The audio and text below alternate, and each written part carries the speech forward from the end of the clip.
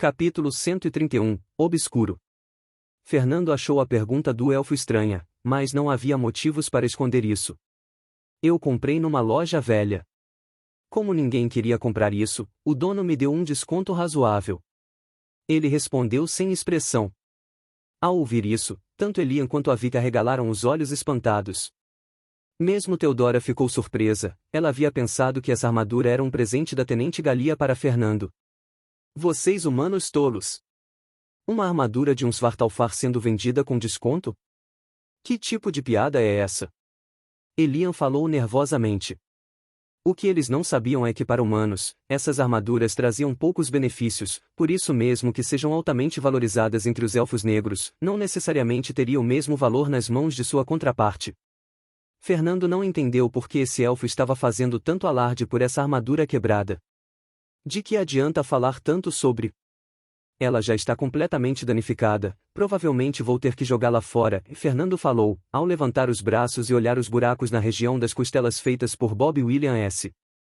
Todos os três ficaram de bocas abertas ao ouvirem isso. Líder. Mesmo eu já ouvi sobre armaduras de Svartalfar. Você pode consertá-las facilmente usando mana, basta inserir mana suficiente e ela irá se regenerar aos poucos. Teodora explicou. Fernando estava sem palavras com essa informação, isso significava que a armadura negra Kinfar poderia ser restaurada. Ele ficou contente ao saber disso, afinal ele gastou algumas centenas de moedas de prata nela. Porém, o mais importante, seria perder os efeitos de incremento de regeneração natural de mana. Sempre que pensava nisso, o coração dele doía. A Vika e Elian ficaram surpresos ao ouvirem isso, essa mulher sabia muita coisa. Os olhos de Elian brilharam levemente, então sua expressão mudou. Bem que eu estranhei seus movimentos estranhos e sua furtividade, você é uma maldita medusa. Por isso sabe tanto, escória. Mesmo com um sangue nobre correndo em suas veias, você baixa sua cabeça para humanos. Elian falou com um rosto enojado, cheio de desprezo. Ao ouvir isso, o rosto de Fernando ficou frio. Então sua mão se incendiou, aparecendo duas flechas de fogo. Se falar de um dos meus companheiros nesse tom novamente, vou queimar essa língua suja. Elian ficou sem palavras ao ver a atitude desse jovem, ele ficou irritado por causa da medusa? Por que um humano teria apreço por uma mestiça? Até onde ele sabia os humanos as odiavam. Teodora que ouviu isso, sorriu levemente. Mesmo sabendo que Fernando não a defendia por algum afeto emocional ou algo do tipo, mas pelo seu jeito de ser. Ainda assim, ela se sentiu bem. Depois desse interlúdio, os quatro ficaram em silêncio por um tempo. Diga, se seu pai é tão forte quanto afirma ser, por que ele não ataca Vento Amarelo? Fernando perguntou curioso. Elian bufou em ridículo ao ouvir isso. Você é idiota?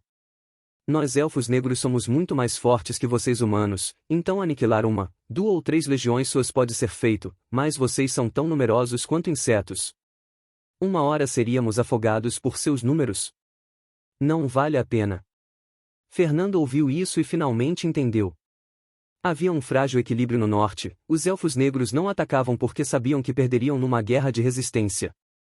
No caso dos humanos, nenhuma das legiões humanas estava disposta a ser a bucha de canhão que atacaria primeiro. Nesse caso, por que continuam atacando tropas humanas e fazendo o que fazem com lugares como a Vila Lunar? Você fala como se fossemos os errados aqui. Se não matarmos as tropas que invadem as proximidades de nossos territórios, vocês continuariam criando habitações e ocupando espaço. Pouco a pouco tomando nosso território, assim como fizeram no passado. O elfo fez uma pausa, como se estivesse tentando se acalmar. Originalmente todas as terras aqui pertenciam aos elfos negros, mas depois de anos de conflitos com vocês humanos, fomos obrigados a recuar. Então fizemos das montanhas Morthar nossa linha final de defesa. Mesmo pagando um preço de sangue, dizimamos muitas das suas legiões na última grande guerra. Fernando estava surpreso. Ele havia ouvido uma história parecida do velho Papi, mas na época não levou nada daquilo a sério. Não pense que nós não sabemos das intenções das legiões humanas, banhar com sangue uma vila humana frágil como aquela é tão fácil quanto respirar. Vocês também sabem disso, então usam vilas como aquelas como iscas para criar conflitos. Se varremos vilas ou cidades humanas, as legiões terão desculpas para se unirem contra nós. Não vamos cair nesses truques sujos. Ouvindo isso, Fernando não tinha o que responder. Mesmo ele já percebeu que havia algo de errado com o posicionamento que o salão da recepção deu a essa vila. A falta de assistência contínua, uma vila só com cidadãos. Estava tão claro quanto o dia que eles nunca planejaram que essa vila sobrevivesse. Bem, parece que nenhum dos dois lados é santo. Fernando murmurou. Política não era seu forte, mas mesmo ele entendia que havia ambições e maquinações por trás dos panos. Não importa em qual mundo fosse, os ricos e poderosos sempre abusavam do poder e os mais fracos e pobres sempre sofriam. Fernando rangeu os dentes ao pensar nisso, pois ele próprio já passou por isso. Elian ficou surpreso com esse humano, ele pareceu admitir que estavam errados. O que era algo incomum. E pare de me chamar de humano isso, humano aquilo, isso é irritante. Meu nome é Fernando, Fernando Nóbrega. O elfo Elian ficou em silêncio, tentando entender o que esse jovem rapaz humano pretendia. Algumas horas depois, os primeiros raios de sol começaram a surgir no horizonte. Fernando logo ordenou que Teodora acordasse todos. No fim, ambos os elfos caíram no sono durante a noite, mas rapidamente acordaram ao ouvir a movimentação do acampamento humano.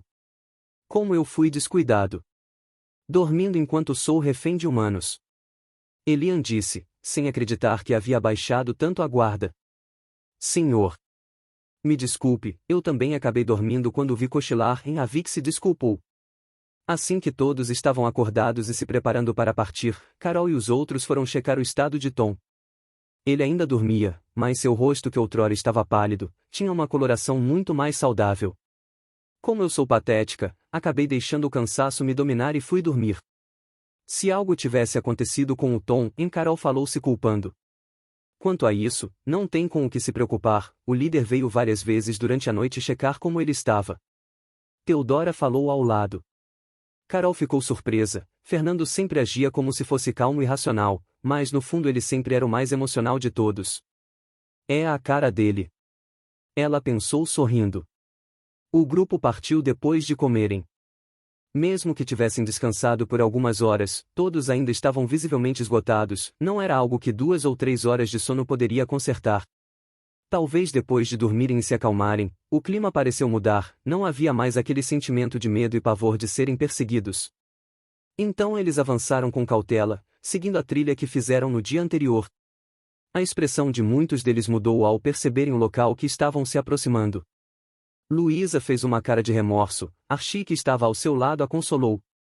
Hugo não conseguiu evitar derramar algumas lágrimas ao se lembrar de Kel. Já Léo, Hannah e mesmo Teodora, tinham expressões complicadas, foi aqui que sua antiga companheira, Natália, caiu. Cintia e Lina também não apreciam muito bem, mesmo que tivessem passado pouco tempo com Jay, ainda se sentiam mal por ele. Os elfos notaram o comportamento estranho do grupo, mas não disseram nada. Não era algo da sua conta afinal. O grupo parou em frente a um amontoado de pedras, era aqui que seus companheiros caídos descansavam. Depois de observarem o local por algum tempo, seguiram em frente. Enquanto andavam, Fernando franziu a testa. O local que estavam se aproximando era onde eles haviam matado Bob Williams e seus homens. Devemos dar a volta? E se ainda tiver bestas por aqui? Emily perguntou em direção a Fernando.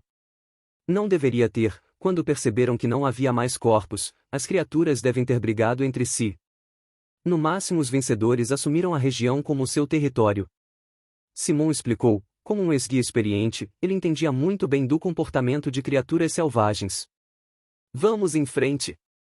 Fernando não queria perder tempo circulando o lugar. Quanto antes chegassem perto de Vento Amarelo, mais rapidamente estariam seguros. Quando o grupo estava próximo do outrora acampamento que foi palco da primeira batalha real do Esquadrão Zero, eles pararam de repente. O que houve? Vamos embora de uma vez. Luísa questionou, o lugar só trazia memórias ruins a ela e seus amigos. Ficar nesse lugar só causava-lhes remorso. Vocês não sentiram nada de estranho? Simon perguntou com um rosto sério. Fernando não tinha muita certeza do que era, mas ele também não se sentia à vontade. A temperatura, sinto que caiu pelo menos uns 5 graus Celsius. E parece que continua a cair. Simon explicou. Os dois elfos também ficaram desconfortáveis. Na verdade, eles já haviam notado isso muito antes, mas obviamente não tinham motivos para falar isso para seus raptores. Assim que eles estavam tentando entender a mudança estranha na região, ouviram um som. Zaskas Suachar Karzar. Shonzar Kaskar Zalan R. Todos sentiram um arrepio ao ouvir esse som, parecia uma mistura de várias vozes falando ao mesmo tempo. Era algo bizarro e tenebroso. Fernando rapidamente fez todos se abaixarem e se esconderem entre a vegetação alta. Quando eles mal haviam entrado na vegetação, a luz ao redor pareceu diminuir, uma sensação estática e tenebrosa permeou o lugar. A temperatura despencou, o ar ficou tão frio que todos conseguiam ver o vapor de suas respirações. Logo algo surgiu, um amontoado de trevas e escuridão, parecia uma bola de fumaça completamente negra. Movendo-se como se estivesse engolindo a si mesma, deixando rastros de fumaça por onde passava. O rosto dos dois elfos ficaram completamente pálidos, mesmo Simon e Theodora pareciam horrorizados ao ver essa coisa. Os outros, apesar de não saberem do que se tratava, conseguiam sentir que era algo ruim e perigoso.